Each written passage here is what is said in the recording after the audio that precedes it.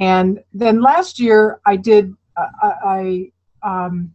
with a group of 8. I did an exchange with a group of 8 people near my home here in Southwest Pennsylvania.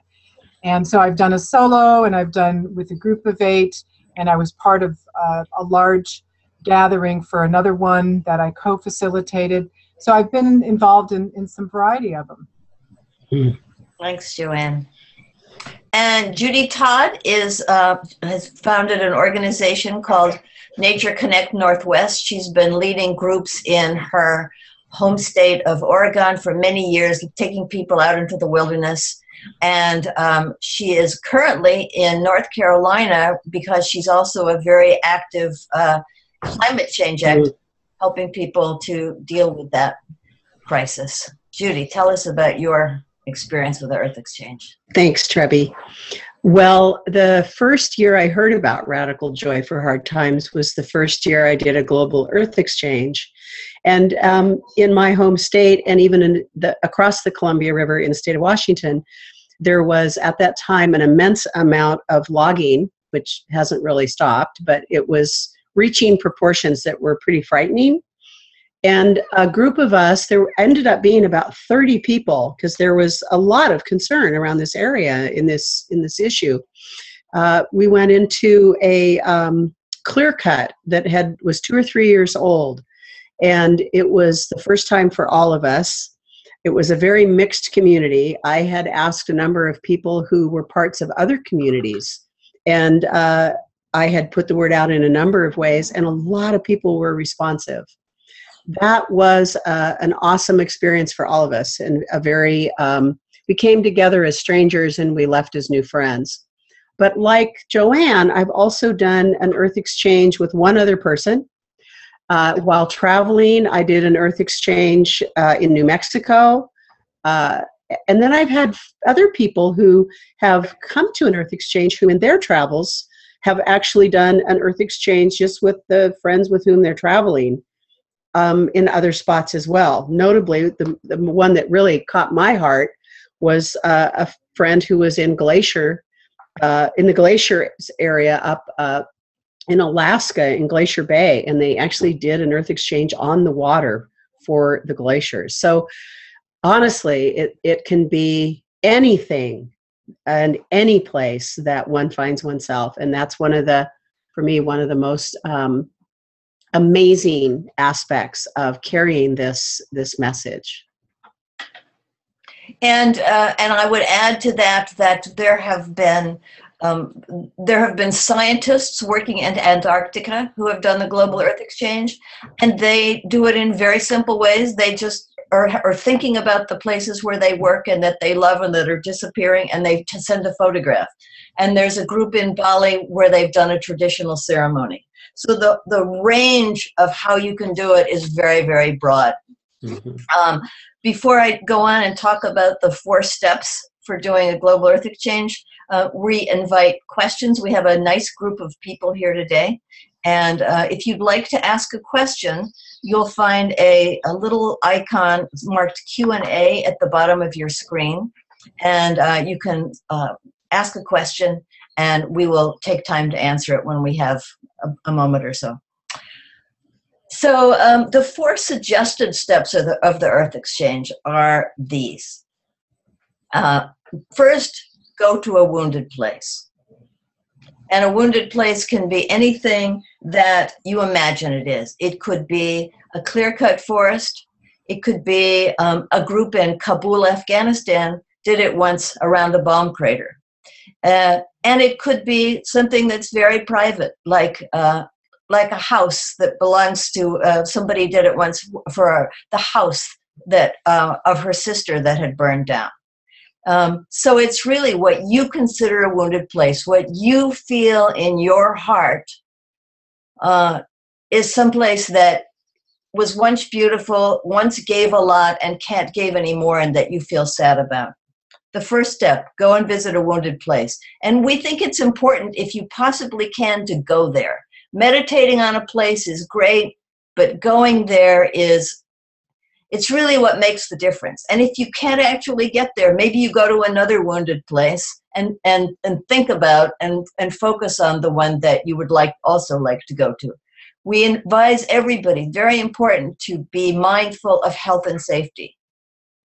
Don't risk anybody's health. Don't go and sit on top of a toxic waste dump.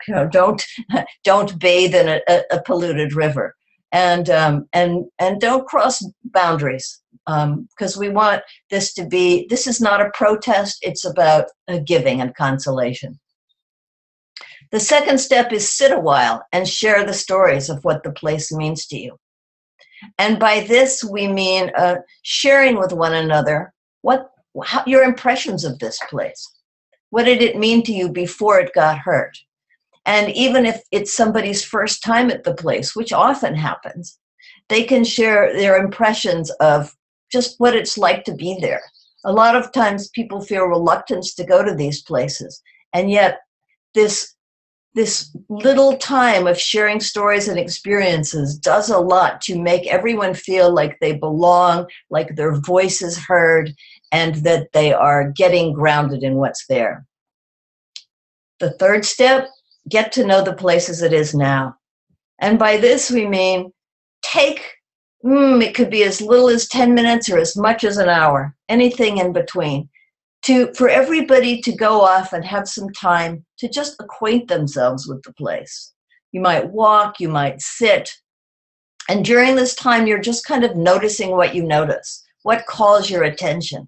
You might find feelings of anger coming up, or anxiety, or sadness, or perhaps even interest, or excitement, or curiosity. Whatever it is, it's appropriate. And the final step is, and I would add that a lot of groups between numbers 3 and 4, they'll take some time to share what happened during that time when they were on the land, which is another way of sort of recreating stories for the place. The final one is make a simple gift of beauty for the place, usually a bird made of materials the place itself provides. And this is really the action that I think is the most important of all 4 of them, because it takes away that feeling of powerlessness that we often feel when we come to a place that's hurt.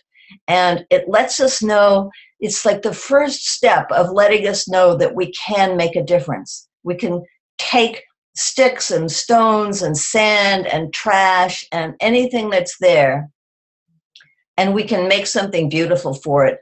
Not only for the place, not only with the materials of the place, but for the place as a gift, a way of giving back. So those are the 4 steps. And those are the 4 steps. And we're going to be showing some birds as we go along. I wonder do we have any, I think we have a question, Joanne. Do you see that?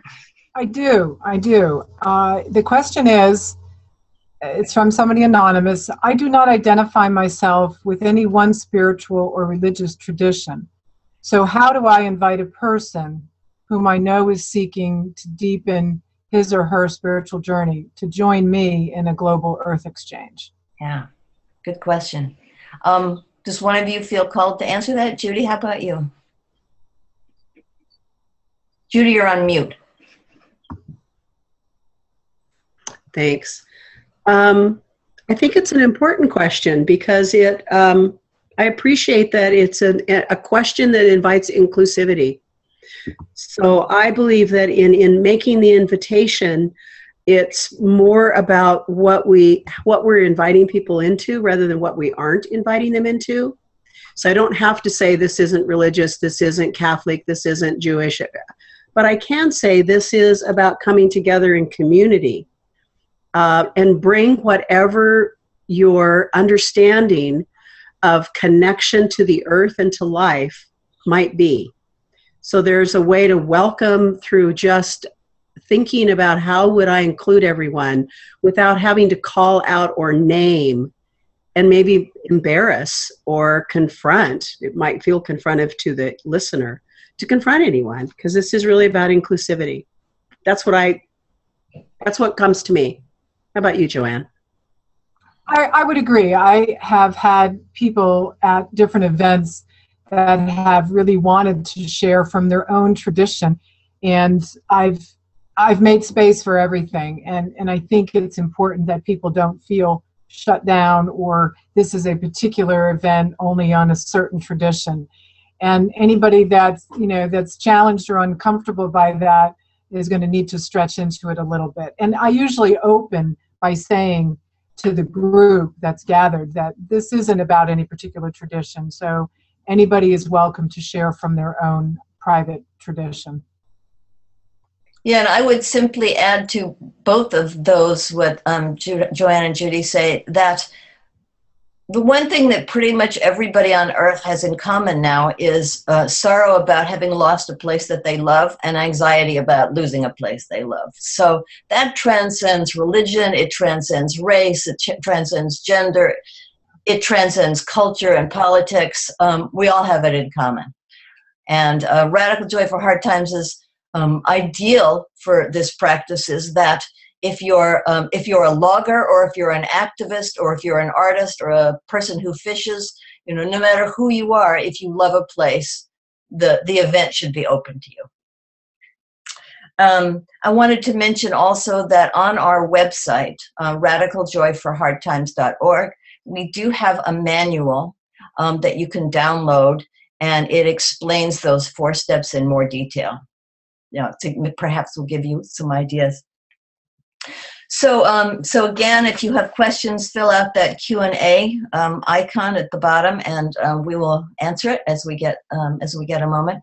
And we wanted now to just give you some specific stories about global earth exchanges that have happened, to give you an idea of the range of things that people have done, and also the possibilities, some possible ideas. So I'm going to show you a picture of one of them.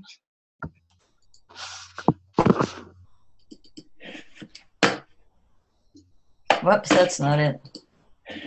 Okay, this is a group of children who have been leading earth exchanges since they were 7 and 9. It's a brother and sister.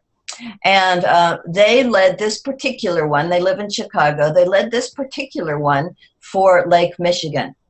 And their mother wrote a wonderful blog about it, telling us what they did. The children led the whole thing. They started out by gathering at the shores of Lake Michigan and drumming and rattling. And one little girl was apparently rattling her stones, knocking stones together. They then went right into making a bird. And their mother, Andrea, said there was a lot of discussion about making the bird right. Is the wing too thin? Is the wing too large? Et cetera, et cetera, et cetera. But they finally came together and they made a bird. And then they all had cups, and they stood at the shore of Lake Michigan, and they filled the cup with water from the lake. They held it against their hearts and thought about how they loved the lake, and then they poured it back into the water. And at that point, there was a lot of creativity, children dashing around and pouring water in arcs over their heads. So I think the thing that's really touching and also important about this story is that kids know intuitively how to be with the earth. And as one woman who's also done it with her children said, that to them, if you explain that it's about giving a gift back to Mother Earth who's hurting, that's all they need to go with it. Also, it is possible to do an earth exchange by yourself. All my pictures have disappeared. That's odd. Well, oh, there it is. The technology is always the big issue with these things. So this charming thing was done by a woman in Spain last year. She did it by herself. She lives up in the country, and she made this little altar with animals, and she dedicated her global earth exchange to all of the animals in the world. And she created this altar, and then she stood on another rock, and she made prayers in her own way for all of the animals who are not free, like the animals who are living in harsh conditions before they're butchered, animals who are mistreated, animals who are in circuses or zoos where they're not treated well. And she asked for blessings for them, and she told them that she had compassion for them. And then she went into her house and she watched a video about how bees are endangered and a video about how lions in Africa are endangered. So that was just her very unique way of spending several hours thinking about and caring about animals. So that's another example of how you can do it on your own, and it can be very simple. So let's see. Then we're going to have Joanne and Judy tell some Global Earth Exchange stories. So let's start with you this time, Joanne. Well, the Global Earth Exchange I did last year was with a group of activists, actually, and we did not go to a wounded place per se, but Trebbe mentioned earlier about places that are under threat or assault. We chose a reservoir that is in our county where people have, on the surrounding land, signed gas leases for potential drilling, but there's no drilling occurring there yet. And there's a lot of activity to prevent any from happening, but that's where we chose to go. And it was the day was rainy, and I loved that at the time, because we were there really honoring the water. And not only did we have the reservoir in front of us, but we had the rain falling on top of us as well. And there was a suggestion that we bring lunch and actually have lunch there. So we sat there on the ground and we had our lunches, and we opened by just casually chatting and sharing our lunches. And then when everybody felt ready and done with lunch, there was more of a formal opening time. And we didn't have a specific structure for this gathering. I left it real open just to see what people wanted to do, because this was a fairly diverse group of people in terms of, as the question came in earlier, spiritual practices. It also wasn't a very shy group, and I knew some of them, so I knew that everybody was going to be really eager to share something special, and that's exactly what happened. Everybody, with one exception, everybody really had a poem or a prayer or a song or a story that they wanted to share and tell. There was one man present that really, he was quiet, and I don't know if he was uncomfortable or uneasy. He just was really quiet, and when we asked him if he wanted to share something, he said no. And so we just moved on, and that was fine. And all of us really found ourselves talking about the value of the clean water, the beauty of the water, the reservoir, people that had grown up around it, and imagining how it could change if there were drilling in the area. And there was one in our group that took his turn, and he actually was one of the activists that has been very vocal over the last recent years, and usually in a group is very hard to contain, and he kind of goes off on a tangent with these wild stories. And oddly enough, at this Earth Exchange, he said his contribution was, let's just all be silent for a minute. And he wanted a moment of silence. And so we all quieted, and as we sat there in that moment, just then, an osprey flew into our view across the reservoir and landed in a tree.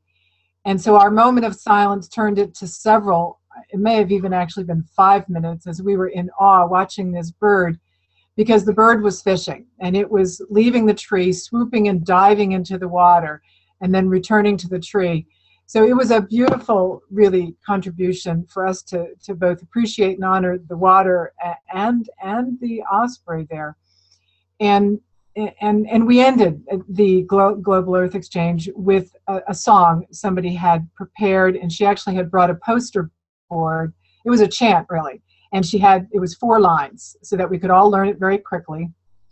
And she led us in singing this chant that we did about 5 refrains of it over and over again. And the rain at that point had stopped. So that was a beautiful conclusion to our time together. So that was one of my exchanges. Yeah. Thanks, Joanne. Judy, what story do you have about Earth Exchanges? Well, I'd like to share this picture from the clear-cut area behind a very dear friend of mine who's a musician and who stewarded and tended this small wood in Oregon on the Clackamas River for over 20 years. Her name's Nan. She's actually written a song for Radical Joy for Hard Times that will be, we just recently received it from her with her band, and we're looking forward to sharing that on when it's ready and through production, which kind of tells the story. But this picture tells the story of where Nan's heart is. She, the cut was done in winter, and she was so heartbroken she really couldn't do anything, including having anyone come to the land. It was too painful for her. But by June, she was hungry for community, and I think that's what really stands out for me. She really needed people to come and help her witness this in a way that would allow her to move forward in her own life.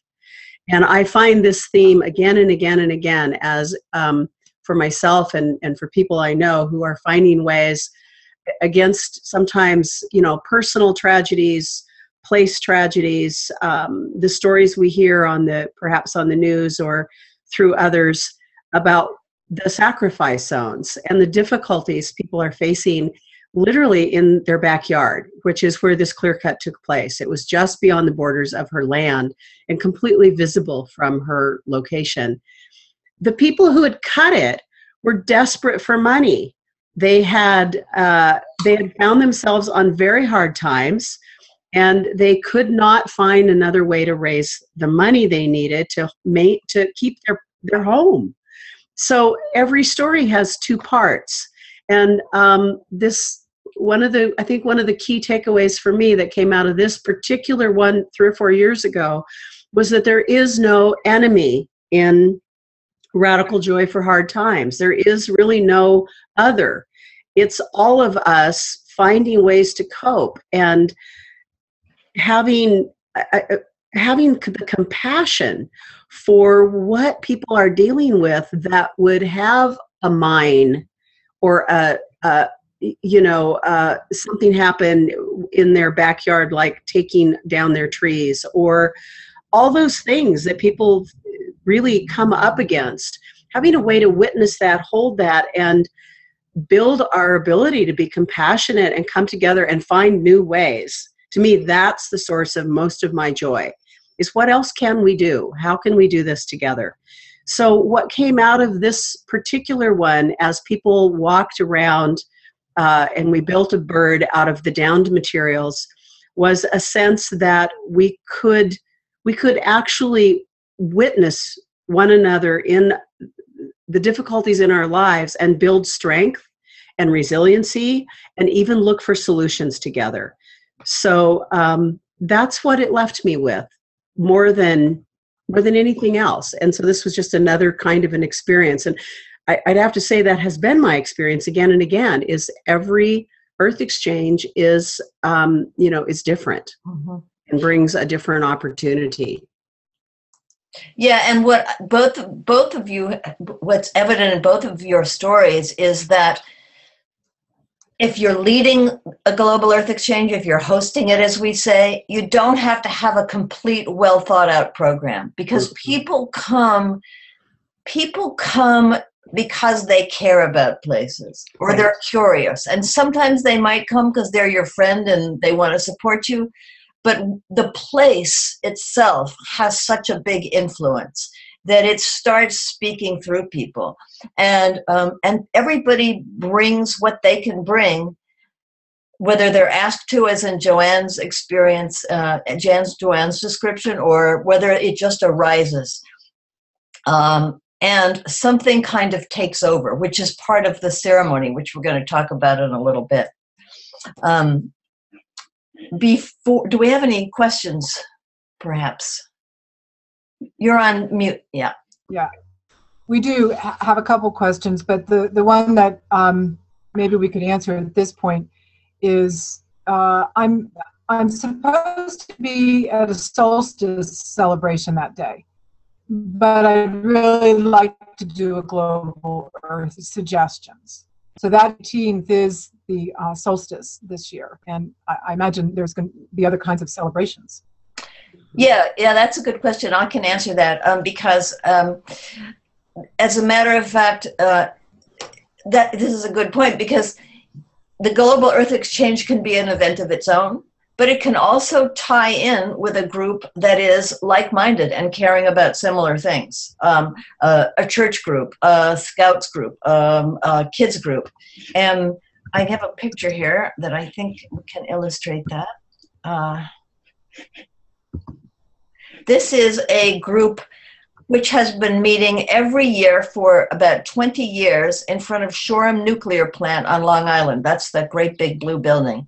And the plant was closed, I think about 10 or 15 years ago, but the people still gather because to them it's a sacred, the land is sacred, and they want to transform it into a retreat center. And so the guy in the front with the white t-shirt, he's one of the activists. And they just, they tie in Radical Joy for Hard Times with their event. So their event may be like 75, 80% of what they do. And then bringing in Radical Joy for Hard Times is 10 or 20% of what they do. And that's fine too, because it's yet another way of introducing this concept of giving a gift back to the earth. So tying in is a good idea. Anything else? We do have a couple more questions, but why don't we save them for another question segment? Okay. One thing that the three of us wanted to mention before we go too much farther along is that people, when they go to these wounded places, a lot of feelings may come up. Grief, chief among them. Rage sometimes, numbness, fear. And that's perfectly appropriate. And you as the host are not there to fix anything or even to comfort people, but just to make a space that feels safe for this to come out in. That safety can come about just by having everybody being in a circle and sharing their feelings. And the point being that this is an emotional experience, but sometimes people are afraid to go to a wounded place in the beginning because they think that they're going to fall into such a pit of despair that they'll never be able to get out of it. And what I would say almost always happens is that the place itself teaches people that that's not the case. It is an incredibly empowering thing to do because you go to these places and you realize, first of all, that you can go to them, and that often there are signs of life there. There are signs of regeneration. There are people there who you're with who care about what's happening. And finally, you make beauty. So instead of it being disempowering or something that leads to despair, it's very empowering and it leads to community and creativity. I would say almost always. Could I add something to that, Trebbe? Yes, please do. Well, I really love what you're saying because, yes, these places actually have power, whether they're wounded or in some way seem damaged. There still is the power of the earth that's inherent in these places. And as people come to them, one of the things I've discovered in some cases is that they don't want to leave. They go through whatever feelings, they feel held. I've often had people say, wow, I feel like something just kind of wrapped its arms around me while I was here. And it wasn't a person. It might have been a tree. It might have been a place in the dirt. It might have been a beautiful flower that they saw, or even clouds in the sky. You know, they maybe laid on their back for the first time in ages and watched the clouds go over.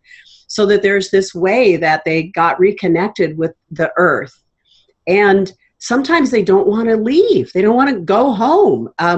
So I've had requests that we've done from time to time to find a campsite nearby and plan, if the mood it strikes one, to come to camp and maybe stay at the fire and tell other stories, you know, about our experiences with the earth or other opportunities we've taken advantage of to really love the earth. And in some cases to feed the grief to the fire. And maybe they stay over and camp all night. Maybe they just go home. It doesn't really matter. It doesn't require a lot of orchestration. It's just like letting whatever sort of, being available to anything that might occur and just sort of going with it and until people are complete. Because the power is in really feeling like, okay, I'm ready to go back into my life, knowing now what I know from living through this day or this event of being radically joyful in this difficult time. And that seems to be have a healing grace all of its own. Yeah, thank you. So we had mentioned a few minutes ago that the whole experience of the Global Earth Exchange can be a kind of a ceremony. A ceremony is a self-contained event which usually has as its purpose to go from one state of being to another state of being. For example, a marriage, two people are individuals and they leave at the end of their service and they've declared their union. And so you can think of the Global Earth Exchange, if you would like, it's not a requirement by any means, as a ceremony. And Joanne is going to talk further about that. Can you hear me? Because I've got an unstable video connection. So it's pretty unstable, actually. Trebbe, then why don't you speak to it? Okay. I'll speak to it, and then we'll check in with you later. And Judy, you can add too. Yeah, Joanne, your picture's frozen now, pretty much. As I mentioned, the ceremony is going from one state of being to another. So your ceremony with the Global Earth Exchange could be something as simple as confronting something that you had not confronted before, or going to visit a friend who is ill, which is this place, and making an offering to it and seeing what it has to tell you. And when you do a ceremony, it's often a good idea to have an idea in mind of how you're going to start, and an idea in mind of how you're going to end. Like we're going to start by standing in a row in front of Lake Michigan and drumming, and we're going to end by giving an offering back to the lake, that sort of thing. And then what's interesting about it is if you leave space open in the middle for surprises, that's when a lot of really interesting stuff happens. Stuff that's surprising, like the story that Joanne was telling about earlier of how they sat and they decided to be in a moment of silence and an osprey landed. So there's plenty of room for and within the ceremony, what I would say is the advantage of creating the whole thing as a ceremony is it kind of sets everybody in a certain mind frame. Another way to begin a ceremony would be to have everybody step over an imaginary threshold, say. Joanne, are you there? Would you want to try and talk without your video? Oh, I guess I can talk without my video. How's the signal? It's fine now. It's better. Okay. Not great. Well, I love what you mentioned about stepping over the imaginary threshold, because that's one of the things that I do in some of the work is ask people to create a threshold somewhere on the land that they are. And it could be out of a stick, or it could be between two branches or two trees. And making that as a place where people can walk through or step through brings something a little special to the event that kind of offers a little uniqueness that might be new for some people. People that are looking for an event a little more sacred, it offers that. If kids are there, it's a real fun thing for kids to do. They get a big kick out of walking through kind of like that invisible window. And it just offers an opportunity, as Trebbe said, to open up the opportunity to go from one state of being to another. Judy, do you have anything to add about ceremony? Well, I love that the way that we're describing it is consistent with my experience, which is it can be as simple as seeing what's around and asking what's around to witness you as human beings on the planet, because probably what's around in most of the places people go is something else in addition to human beings. It can be prayerful. It can be that everyone can go around and make a wish into, a circle gathered together. What they hope for will happen in this time for them, or why they've come. So it's definitely taking us, for me, ceremony takes us out of sort of the ordinary thinking, acting in our cultural day, in our social day, and puts us into a space of sort of bringing our minds together as we bring our bodies together in one place, and sharing from a place of allowing one another to be touched by each other, not necessarily physically, but sometimes it includes that. People will, put their arms around each other in a big circle, shoulder to shoulder. So it can be very simple. It can,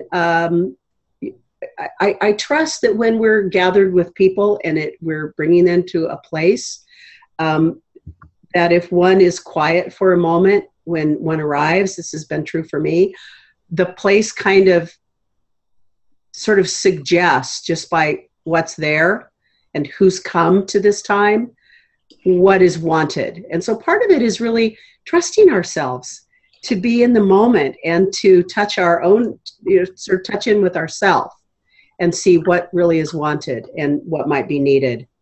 Very much not about having copious notes or having to follow an agenda. I do not recommend that. Yeah. We do have a question that actually touches just on that, Judy, a little bit what you were saying. And the question is, I do not feel confident about leading a global earth exchange, particularly facilitating a group in a creative ceremony or activity. So, what can I say to friends or family about this event? And I think that Judy, you were answering that a little bit. Just let it unfold, and we might feel uncomfortable.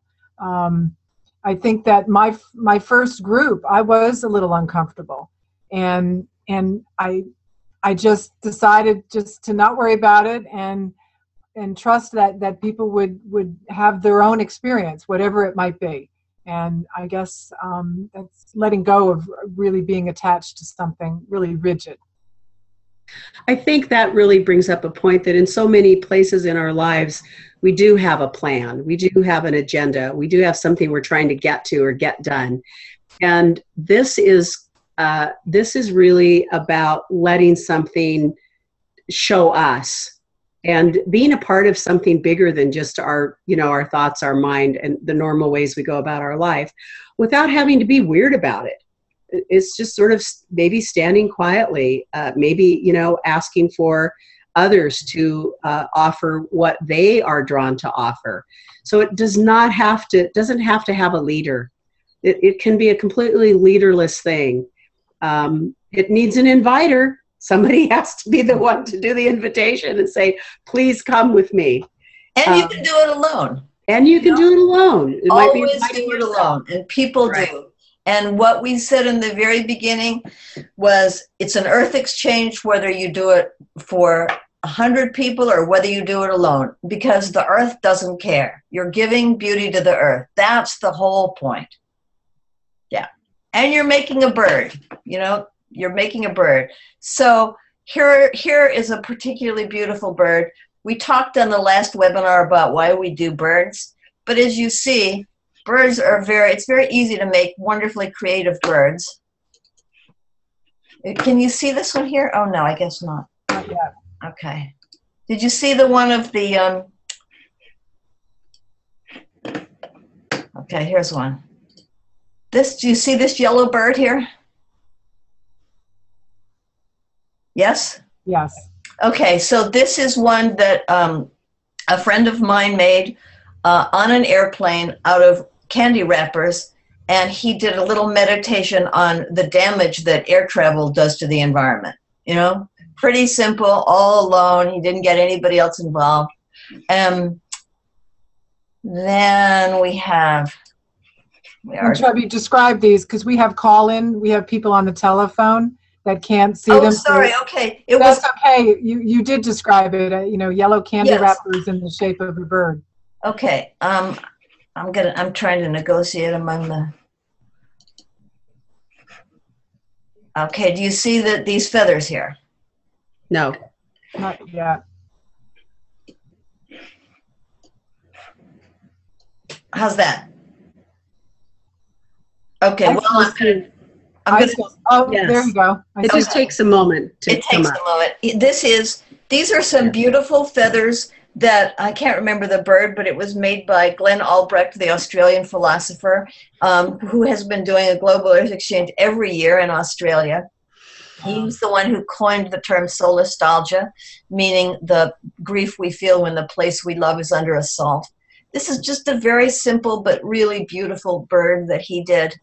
And it's what's important about making the bird is that everybody participates. I have one picture, but I don't have it ready to show you, but it's of a little tiny bird, a little tiny person, like maybe 2 years old or less, adding some stuff to a bird. Old people, people in wheelchairs, everybody participates in making this bird. And you might have one person in the group who wants it to look perfect and look really bird-like, but it doesn't really matter. The point is that everybody is joining together to create something as a gift to the earth. And so if you look at our website, every year we have slideshows, and you can see them on our Radical Joy for Hard Times .org website under galleries, under Global Earth Exchange. People come up with the most amazing, fanciful, beautiful, touching concoctions of birds. So that's to me that the act of giving back to the earth is the real part of the transformative experience. Yeah, I would add that the couple larger group ceremonies that I was at that weren't seemingly participated, or maybe they looked to be shy or even uncomfortable, when we got to that bird, everybody was wanting to join in on the bird. So it's kind of brings out the childlike spirit maybe in us. And as you say, Trebbe, it's part of the gift that we're offering. So right. The bird really does seem to be the playful and soulful part of the event, really, yeah. Mm-hmm. Mm-hmm. Do we have another question? You said we had a couple more questions. We do have a couple more questions. We have one that the viewer is asking. I want to put a notice up in our neighborhood grocery store that announces the invitation, but I'm not quite sure how much to say or what to write that's going to appeal to a good number of people. Yeah, well, I can relate to that. That's a constant challenge. We are currently creating a very simple way of describing it. The way we've been describing it this year, which I would suggest, is the earth gives abundantly, and on this one particular day, we have an opportunity to give back. So something maybe as simple as that is about as simple as it gets. Yeah. The second part of the question was, are there a list of, this viewer says, are there a list of Global Earth Exchange experts in the area with whom I might consult? Maybe, Trebbe, you want to say something about where the people could find other people in their area? Yeah, that's a really good question. So on the website, again, under I think it's under the tab marked events, you can see the map of where they're all taking place. And you can always email me, Trebbe, Trebbe, at radicaljoyforhardtimes.org. And I will connect you with other people in your area from our mailing list. You're very welcome to do that. I would add that it's great to look at, also on the website, because it's such a great resource, to look at places from the past. There's fabulous information, all kinds of ideas. It's very inspiring, for one, but it's also a great resource to get, to pull from and say, oh, I like that idea. I think I'll take that. Or I really liked how they did that bird. It was all trash. But it was this beautiful gift, even though every bit of that bird was trash. or whatever. There are, I think, scores and scores of examples and real people doing real events around the world. So I find that it's absolutely inspirational, and it's even instructional. Yeah. So finally, just kind of getting ready to finish up. How do you end your global Earth exchange? You know, we say you're ending with making the bird, but sometimes there's more than that. Something maybe very very simple as stepping out of the threshold. So we're going to just bounce among the three of us and name a few ideas for how to end. And Joanne, you want to start? Yeah, one way to end is a song, and we did our song. We're losing your voice again, Joanne. Okay, go ahead and step in. Okay, I'll go while you're getting your signal strong. I think Joanne was mentioning song. One of the things we did one year is there were a lot of musical instruments. For some reason that year we decided we'd do some really fun music. So it was everything from clapping stones together to finding sticks that we'd picked up, to drums, to flutes. Somebody brought a kazoo. It was just a little bit of everything, and we paraded out with these crazy instruments just to be showy and silly and fun. And we started by parading in a big circle. We went around 2 or 3 times. I think we probably paraded around the bird we'd made. And then whoever was leading, wasn't me, led us off and kind of in one of those serpentine paths back to where people's cars were parked and their gear, they'd left their gear. And that was really delightful and fun, and kind of a lighthearted way to end. And sometimes people are more serious. I can think of one where we stood in a circle and individuals felt called to make a promise to the earth. And it was very touching, and it was very sweet. And people just popcorn, whoever was ready made their promise to the earth. And then they sealed it with something. One woman had collected something from the land that she had found, and she brought it back and set it by the bird. And it was sort of her sealing the deal with the earth that until next year, this is what I'm focused on. Someone else poured out their water bottle around the bird and just, gave water back and talked about she wanted to pay particular attention this year and share with her family ways to conserve this precious water of our planet. So, it can be an ending that's lighthearted. It can be an ending that's prayerful. What have you found, Trebbe? Again, the group sort of seems to do it, but ending with everybody standing in a circle and perhaps holding hands. One thing that I've often done is to just ask people to say one word about what it is they're bringing away from this experience. And then you all leave together. And sometimes people like to use the occasion as a way of making a commitment, kind of like what Judy was just saying. Make a commitment. What action will you take that was inspired by this event to bring beauty to this place or some other wounded place in your life? A song is always a great idea. Joanne, are you speakable? I'm speaking, and you tell me my voice, since if you're not able to hear it. One of the things that we have a question here about an earth exchange, and it brings up an interesting point, particularly around endings and commitments to action. The question is, I did my earth exchange last year with gas fracking activists, and they kept wanting to talk about their activism and their anger, and how do I deal with that? And in relationship to the closing and a commitment to action, I would answer that one thing that can be done is to actually notice the anger and how that it might be good to shift that anger into either the compassion or the appreciation for the land, rather than focusing on the real angry activist protest part of it. And the Global Earth Exchanges seem to bring that out in people. The more compassionate gives them an opportunity to pay attention to the land.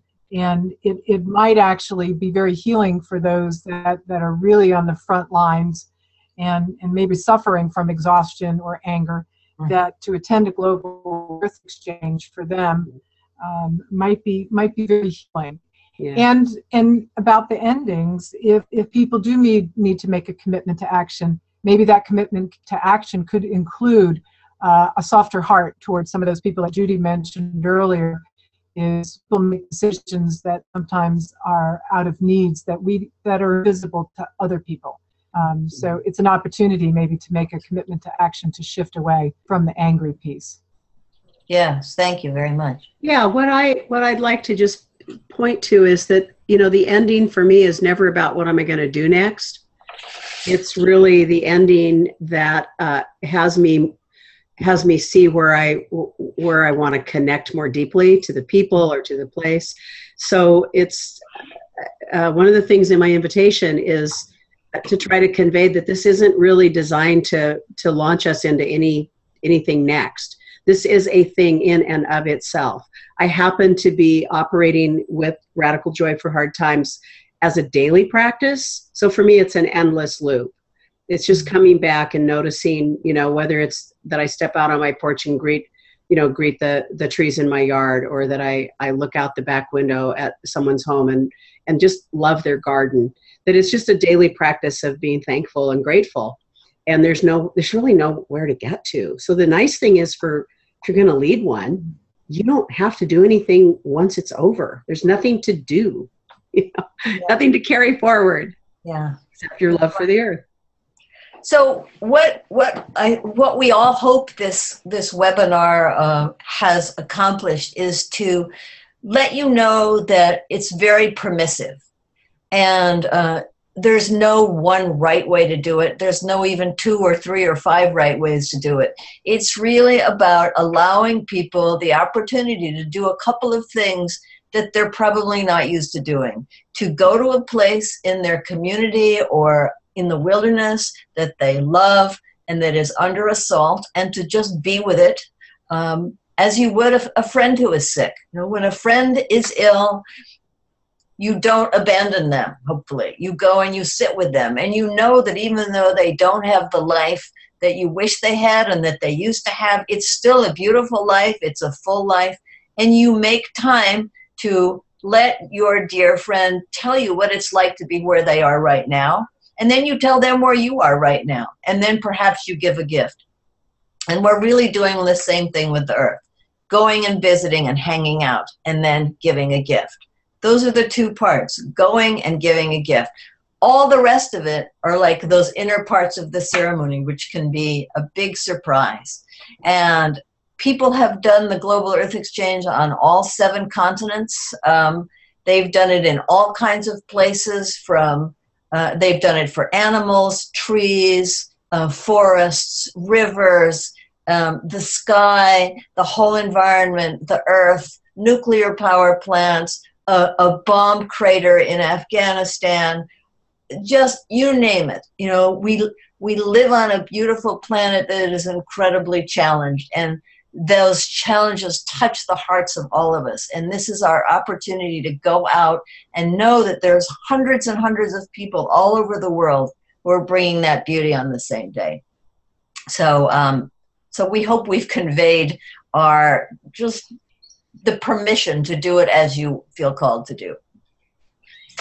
And before we close out, we just have a couple minutes. I'm going to turn it over again to Judy and Joanne to say any last words, and to say also that we go to our website, radicaljoyforhardtimes.org. There's lots of suggestions. If it's your first Global Earth Exchange, or if you've done many, there's a registration form. You get a free, beautiful Radical Joy for Hard Times 2016 t-shirt if you sign up on our website to do this. And there will be a recording, and I will send everybody the link on the recording, and also put that up on our Facebook page and our website. So, Judy, any final words? Well, it's just been a pleasure to join you, Trebbe, and you, Joanne, on this call. And I'm actually traveling. I'm not completely certain where I'll be on June 18th, but I think I'm going to be someplace in Iowa. So if anyone on this call is in Iowa, You can reach me through Trebbe. That's the easiest way to remember one email address, Trebbe@radicaljoyforhardtimes.org. She'll know my whereabouts because I'll let her know. And maybe we'll be on the Ohio River together, giving beauty to the river. I'm not sure, but I'll be somewhere and I'll be participating. And so thank you for this opportunity to share with others around the country and the world. Thank you, Judy. Joanne. I'll close by saying at one of the Earth exchanges that I was at, there was a young girl that was there, and she, at the end, she said out loud, "I wonder if the Earth is smiling as we're here doing this." And I just thought that was so sweet that a child was wondering how the Earth was receiving us in this offering, this global Earth exchange. So that's beautiful. That's sweet. Yeah, that's beautiful. So thank you to Joanne and Judy. Thank you to everybody who listened, and blessings and beauty on your global Earth exchange. Bye now. Bye-bye.